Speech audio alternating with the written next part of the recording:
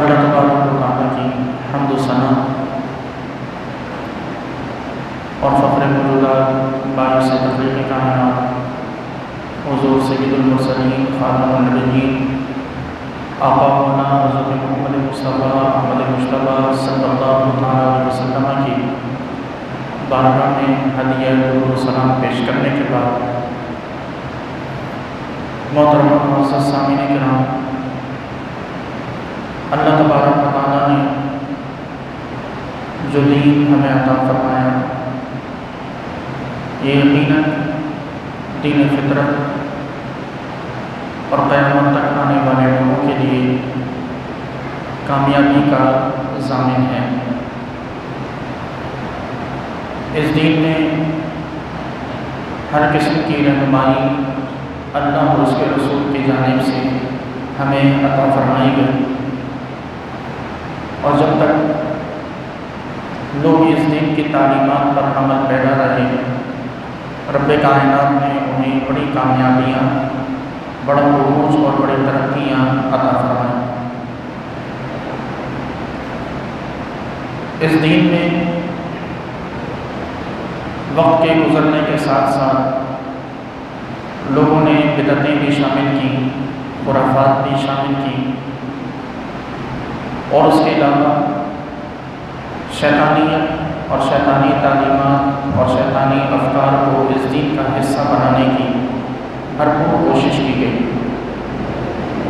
یہ کوشش اگرچہ اغیار کی طرف سے تھی،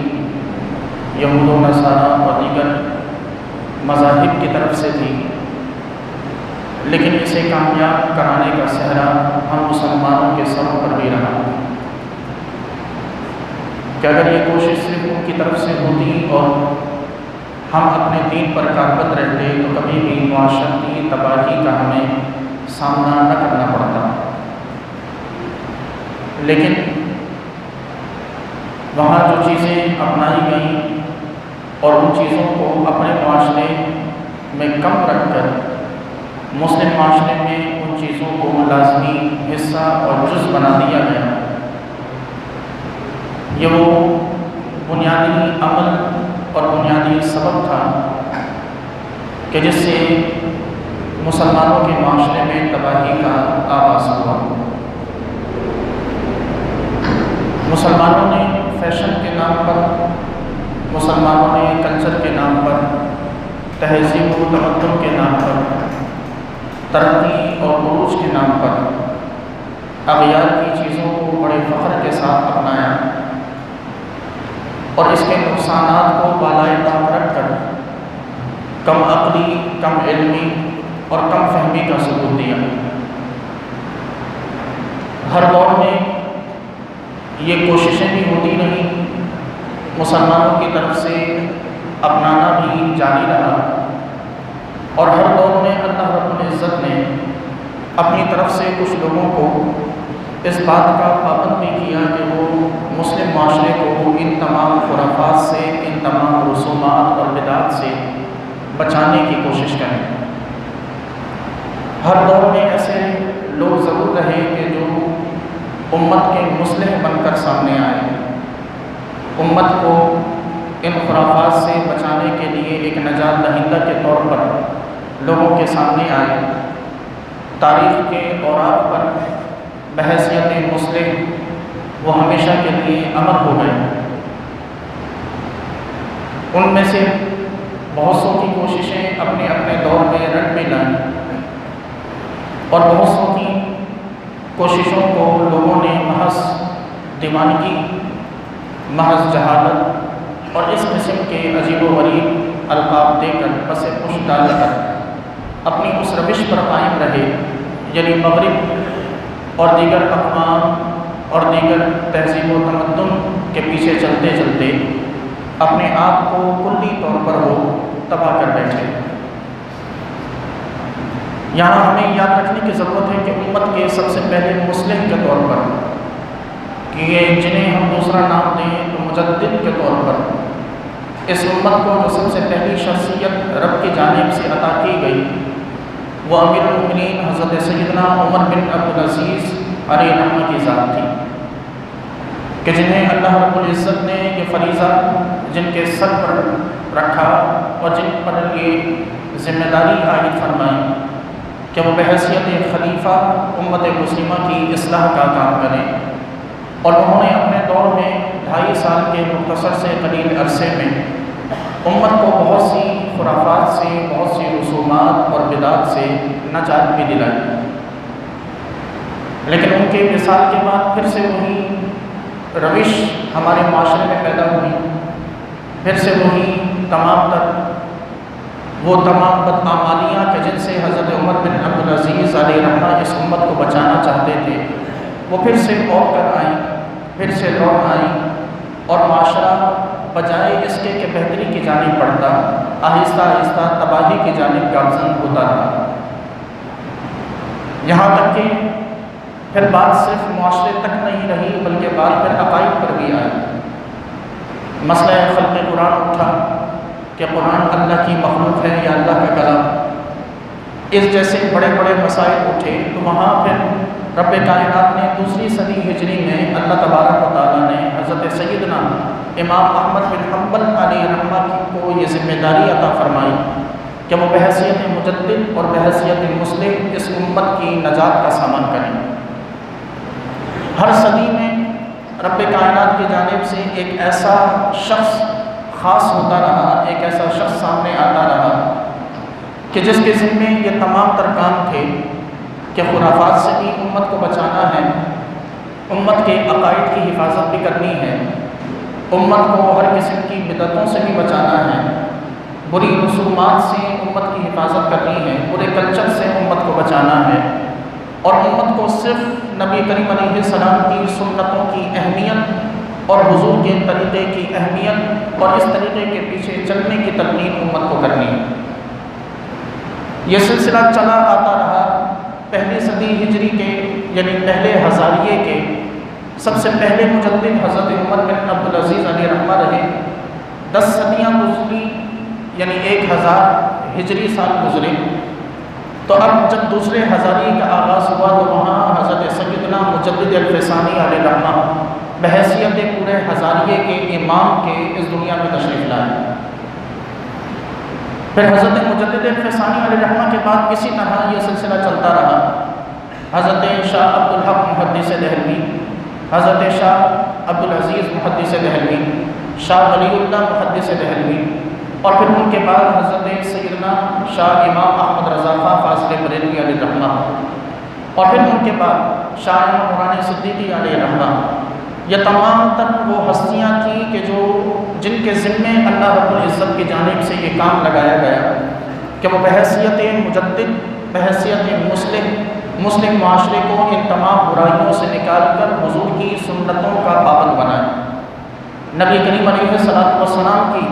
سیرت و کردار، چاہے وہ سیاست ہو یا چاہے وہ اپنے گھریلو و ذاتی معاملات ہوں، چاہے وہ شادی بیاہ کی رسومات ہی کیوں نہ ہو، وہ بزرگوں کے آراس کے حوالے سے کیوں نہ ہو، وہ اپنے عقائد و نظریات کے حوالے سے کیوں نہ ہو، ان تمام چیزوں پر پہرا دینے کے لیے رب نے ہر صدی میں کوئی نہ کوئی ایک شخص کم از کم ضرور بھیجا۔ 1 سے زائد بھی 5 صدیوں میں ہوئے، لیکن کم از کم ایک شخص ہر صدی کے اختتام اور اگلی صدی کے آغاز پر رب کی جانب سے اس امت کو بطور تحفہ عطا کیا گیا، جن کے بارے میں نبی کریم علیہ السلام نے خود ارشاد فرمایا کہ ان اللہ یبعث لہذہ الامۃ فی کل رأس 100 سنۃ من یجدد لہا دینہا، اور کما قال کے حضور فرماتے ہیں کہ اللہ تبارک و تعالیٰ اس امت کے لیے ہر صدی کے سرے پر ایک ایسا شخص ضرور بھیجے گا کہ جو اس امت کے لیے تجدید کا کام کرے گا۔ اب تجدید سے مراد یہ نہیں کہ دین کو ڈھا دیں اور نیا دین کھڑا کر دیں، دین کی عمارت کو مستقل گرا کر نئی تعلیمات اور نئی چیزیں معاشرے میں لے کر آئے ہیں، بلکہ تجدید سے مراد یہی ہے کہ امت میں جو برائیاں پیدا ہو گئی ہوں، امت میں جو خرافات پیدا ہو گئی ہوں، امت میں جو بری اور عجیب و غریب قسم کی رسومات پیدا ہو گئی ہوں، امت کو ان تمام چیزوں سے چھٹکارا دلائے۔ اسی معنی میں ہم مجدد کہتے ہیں، یعنی مجدد وہ شخص ہوتا ہے کہ جس کے ذمے یہ کام ہوتا ہے کہ وہ پچھلی صدی میں جتنی برائیاں پیدا ہوئیں امت کو ان برائیوں سے نجات دلائے اور اگلی صدی میں امت کو بہتر زندگی گزارنے کے طریقے سکھا جائے۔ آپ نے حضرت امام شاہ احمد رضا خان فاضل بریلوی علیہ رحمہ کی اگر سیرت کو دیکھیں تو آپ علیہ رحمہ کی سیرت یقیناً اس حوالے سے ہمارے لیے گزشتہ صدی کے مجدد ہیں، لیکن آپ کی تعلیمات آج تک ہمارے لیے ایسی ہیں کہ ان جیسی تعلیمات، ان جیسی فکر اور ان جیسا کام اس صدی میں بھی کوئی نہ کر سکا کہ سیدنا امام شاہ احمد رضا خان فاضل بریلوی علیہ رحمہ تقریباً 1000 کتابوں کے مصنف، 1000 کتابیں لکھنا، جن میں سے ایک کتاب فتاوی رضویہ جو خود 22,000 صفحات میں مشتمل ہو۔ یقیناً یہ کوئی بچوں کا کھیل نہیں کہ کوئی بھی شخص کاغذ اور قلم لے کر بیٹھے اور 1000 کتابیں مختلف موضوعات پر مستقل تحریر کی صورت میں لکھ جائے، اور ایسی کتابیں کہ بعد میں آنے والے لوگ ان کتابوں کے محتاج رہیں، نہ صرف عام عوام بلکہ علماء کی حد تک، بڑے بڑے مفتیان کرام کی حد تک اعلیٰ حضرت کی لکھی ہوئی ان کتابوں کے محتاج ہیں۔ اور وہ کتابیں محض نماز کی فضیلت، نماز کی فرضیت، حج و روزہ و زکوٰۃ کے مسائل پر نہیں تھی، بلکہ آپ دنیا کا کوئی موضوع اٹھا کے دیکھیں، آپ کو اعلیٰ حضرت کی تحریر اس موضوع پر ضرور ملے گی، چاہے اس میں آپ کی جدید سائنس اس سے تعلق کیوں نہ رکھتی ہو۔ آپ اس میں میتھمیٹکس کو لے کر دیکھنا چاہیں تو اعلیٰ حضرت کی مستقل تحریر اس پر موجود ہے۔ آپ زمین و آسمان و سیاروں کی حرکت پر اگر سائنسی تحقیق دیکھنا چاہیں تو اعلیٰ حضرت کی مستقل تحریر موجود ہے۔ آپ سائنسی ایجادات کا قرآنی ثبوت دیکھنا چاہیں تو اعلیٰ حضرت کی تحریر اس پر مستقل موجود ہے۔ آپ نظام الاوقات کو دیکھنا چاہیں، وقت کی کیفیت کو، علم توقیت کو دیکھنا چاہیں، اعلیٰ حضرت کی مستقل تحریریں اس موضوع پر موجود ہیں۔ آپ میڈیکل سائنس دیکھنا چاہیں، اعلیٰ حضرت کی تحریریں میڈیکل سائنس پر بھی آپ کو ملیں گی۔ کوئی مطلب ایسا فن یا ایسا گوشہ نہیں ہے کہ جس پہ اعلیٰ حضرت کی تحریر آپ کو نہ ملے، اور یہی وہ کام تھا ایک مجدد کا کہ وہ ہر فیلڈ میں، ہر شعبے میں پائی جانے والی خرابیوں کو دور کریں۔ آپ سیاست کا نظام دیکھنا چاہیں تو اعلیٰ حضرت آپ کو بحیثیت سیاستدان بھی نظر آئیں گے کہ اس زمانے میں کہ جب ہندوؤں نے تحریک چلائی تھی ترک موالات کی، اور مسلمان بڑے جوش و خروش سے اس تحریک میں شامل ہونے لگے تھے، اور مسلمان بڑے ہی جوش و خروش سے اپنے سرکاری عہدے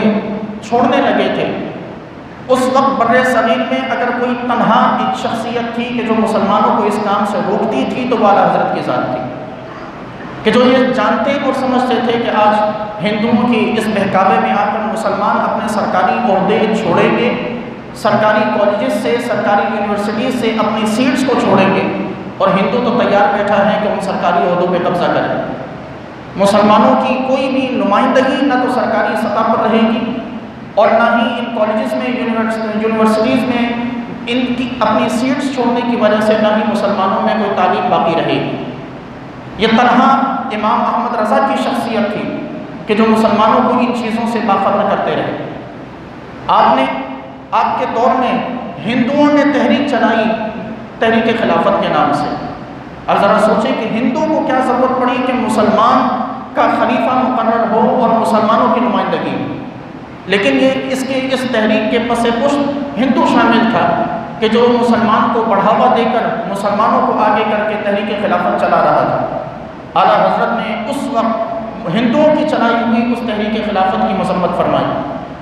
آپ علیہ رحمہ کے اس دور میں مسلمانوں کو بہکانے کے لیے ہندوؤں نے کون سی ایسی تحریک تھی کہ جو چلائی ہو جس کا اعلیٰ حضرت نے رد نہ فرمایا، جبکہ باقی تمام کے تمام اس وقت کے کثیر لوگ کہ جو فرقوں میں بٹے ہوئے، مختلف اقسام کے فرقوں کے اپنے اوپر لیبل چسپاں کیے ہوئے، ان تمام چیزوں سے بے خبر رہ کر ہندوؤں کی ہاں میں ہاں ملا رہے تھے۔ یہ وہ وقت تھا کہ جب ایک مجدد کی اس امت کو بہت زیادہ ضرورت تھی، اور رب کائنات نے اس امت پر احسان فرماتے ہوئے امام احمد رضا کی صورت میں اس امت کو مجدد عطا فرمایا۔ نہ صرف یہ کہ آپ علیہ رحمٰن نے سیاست کے میدان میں، بلکہ عقائد اگر دیکھیں کہ اس زمانے میں کہ جب لوگوں کی زبانوں سے، لوگوں کے قلم سے اللہ رب کائنات کی ذات بھی محفوظ نہیں تھی، اس زمانے میں رب کی عزت اور رب کی عظمت کو بیان کرنے والی اگر کوئی شخصیت تھی تو امام احمد رضا کی ذات تھی۔ جس زمانے میں اللہ تبارک و تعالیٰ کے لیے یہ کہا جا رہا تھا کہ معاذ اللہ ثم معاذ اللہ، خدا جھوٹ بول سکتا ہے، اس زمانے میں اللہ رب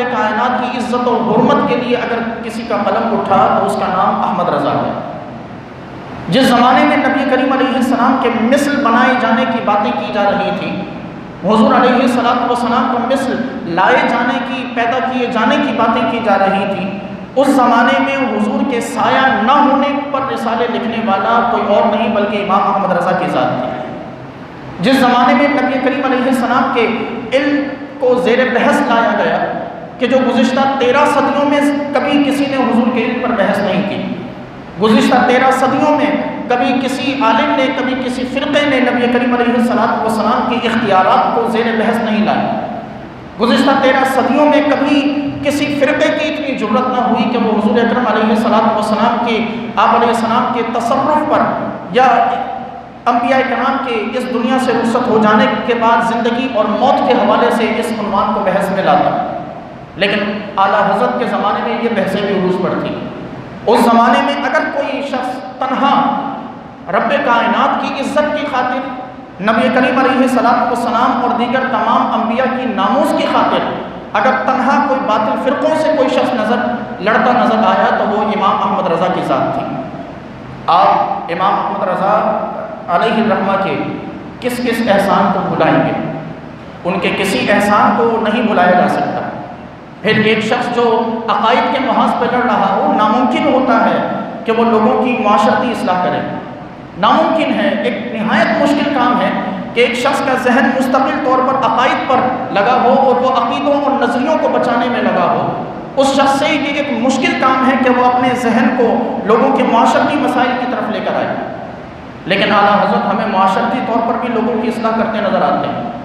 آپ علیہ رحمہ کا فتاوی رضویہ اٹھا کر پڑھیے، یا آپ علیہ رحمہ کی کتاب احکام شریعت پڑھیے، یا آپ علیہ رحمہ کی کتاب آپ کے ملفوظات کو جو جمع کیا گیا ملفوظات اعلیٰ حضرت وہ اٹھا کر پڑھیے، آپ کی آنکھیں باہر آنے کو تیار ہو جائیں کہ اعلیٰ حضرت کیا چیز تھے۔ ہم نے تو سمجھا ہی نہیں اعلیٰ حضرت کی سیرت کو،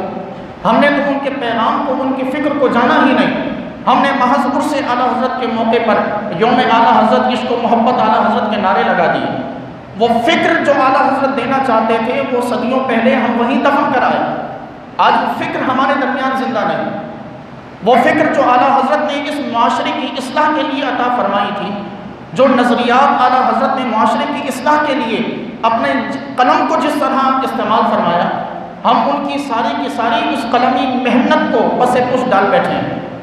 ہمیں فکر تک نہیں کہ اعلیٰ حضرت علیہ رحمہ کی تعلیمات کیا تھیں۔ آج ہمارے معاشرے کی ایک ایک برائی، معاشرے میں پائی جانے والی ایک ایک برائی ایک صدی پہلے اعلیٰ حضرت علیہ رحمہ ان تمام کا اپنی کتابوں میں رد کر چکے ہیں۔ آج ہمارے ہاں شادی بیاہ میں کیا کچھ نہیں کیا جاتا۔ ہمارے ہاں شادی بیاہ میں ڈھول تماشے عجیب و غریب قسم کے ڈانس کیے جاتے ہیں۔ اعلیٰ حضرت سے سوال کیا گیا تو فرماتے ہیں، اعلیٰ حضرت علیہ رحمہ فرماتے ہیں کہ یہ تمام تر خرافات ہے۔ یہ جو کچھ فرماتے ہیں کہ یہ گانے بجانے ان بلاد میں جو رائج ہیں بلا شبہ ممنوع اور ناجائز ہیں۔ یہ وہ شنی اور گندی اور مردود رسم ہے کہ جس پر صدہا لعنتیں اللہ تعالیٰ کی نازل ہوتی ہیں۔ اور ذرا سوچیں کہ جب جس شادی بیاہ میں یہ تمام چیزیں ہوں، اللہ کی سینکڑوں لعنتیں ہوں، وہاں پھر آپ برکت کا سوال کیسے کر سکتے ہیں؟ پھر اس رشتے میں آپ رب کی رحمت کا سوال کیسے کر سکتے ہیں؟ پھر اسی طرح اعلیٰ حضرت سے سوال کیا گیا کہ حضرت فرمائیے کہ مزارات پہ عورتوں کا جانا کیسا ہے؟ مزارات پہ عورتوں کا جانا جائز ہے یا نہیں؟ آپ علیہ رحمہ فرماتے ہیں کہ غنیہ کتاب ہے، فرماتے ہیں کہ اس میں ہے کہ یہ نہ پوچھ کہ عورتوں کا مزارات پہ جانا جائز ہے یا نہیں، بلکہ یہ پوچھ کہ اس عورت پر کس قدر لعنت ہوتی ہے اللہ کی طرف سے اور صاحب مزار کی طرف سے کہ جو مزار پر جائے۔ یہ اعلیٰ حضرت کی فکر ہے۔ آج ہم اور آپ، ہم نے مزارات کو مزارات نہیں سمجھ رکھا، ہم نے مزارات کو تبرک کی جگہ، برکت کی جگہ نہیں سمجھ رکھا۔ ہمارے یہاں مزارات تفریح گاہ بن گئی ہے، جہاں ہم آؤٹنگ کے لیے جاتے ہیں، تفریح کے لیے جاتے ہیں۔ آپ دیکھیں کہ ہمارے ہاں ملک پاکستان میں جتنے مزارات ہیں وہاں مردوں سے زیادہ عورتوں کا ہجوم ہے، جبکہ فکر اعلیٰ حضرت کہتی ہے کہ یہاں اللہ تبارک و تعالیٰ کی لعنتیں کس قدر نازل ہوتی ہیں یہ سوال کرنا چاہیے۔ یہ نہیں پوچھنا چاہیے کہ مزار پہ عورت جائے یا نہ جائے، سوال یہ کرو کہ جو جائے اس پر اللہ کی لعنت کتنی ہوتی ہے۔ اور فرماتے ہیں کہ سوائے نبی کریم علیہ السلام کے مزار پر حاضری کے عورت کو اور کسی مزار پہ جانے کی اجازت نہیں۔ سوائے حضور کے مزار کے، اور کسی مزار پر عورت کو جانے کی اجازت نہیں۔ آج ہم اور آپ اپنی ماؤں بہنوں بیٹیوں کو لے کر مزارت پہ حاضری کی نیت سے جاتے ہیں۔ ذرا سوچیں کہ پھر کہاں گئی وہ فکر اعلیٰ حضرت کہ جس اعلیٰ حضرت کے نام پر آج ہم بغلے بجاتے ہیں، جن اعلیٰ حضرت کے نام پر ہم آج اپنی پہچان بریلوی بتاتے ہیں۔ وہ فکر اعلیٰ حضرت کہاں رہ گئی کہ جو فکر اعلیٰ حضرت ہمیں بار بار پکار کر ہمارے سامنے یہ صدا لگا رہی ہے کہ ان چیزوں سے روکنا، رب نے مجھ پر یہ ذمہ داری عائد کی تھی اور ہم اپنی ذمہ داری پوری کیے جا رہے ہیں، لیکن ہم نے اس تمام کی تمام فکر کو، ان تمام کی تمام تعلیمات کو بالکل چھوڑ دیا۔ ہم اس قدر مغرب پرست ہو گئے ہیں کہ اعلیٰ حضرت کا نام لینا محض ہمارے لیے اب 25 سفر کا ایک فیشن رہ گیا۔ سفر کا مہینہ شروع ہو تو اعلیٰ حضرت کا مہینہ شروع ہوا، اور سفر کا مہینہ ختم ہو تو اعلیٰ حضرت کی یہی پر بس۔ ہمارے ہاں 12 ربیع الاول کے جلوس ہوں، یا ہمارے ہاں مزارات پہ جا کر مزارات پہ سجدے کرنے کی رسم ہو، یا مزارات کا طواف کرنے کی رسم ہو، یا مزارات کو بوسہ دینے کی رسم ہو، اعلیٰ حضرت سے سوال کیا گیا کہ حضرت فرمائیے کہ مزار کو بوسہ دینا کیسا ہے؟ ارشاد فرماتے ہیں کہ مزار کو بوسہ دینا علماء میں مختلف ہی ہے، یعنی علماء کا اس میں اختلاف ہے کہ جائز ہے یا نہیں۔ خاص لوگوں کو اجازت ہے کہ بوسہ دے سکتے ہیں، لیکن عوام کو اس سے روکا جائے، عوام کے لیے منع کرنا یہ زیادہ احتیاط ہے کہ علماء نے مزار پر حاضر ہونے کا طریقہ یہ بتایا کہ 4 ہاتھ کا فاصلہ رکھا جائے، تو بوسہ دینا تو دور کی بات ہے۔ ذرا سوچیں کہ آج ہم میں سے کون اعلیٰ حضرت کی اس فکر پر عمل پیرا ہے۔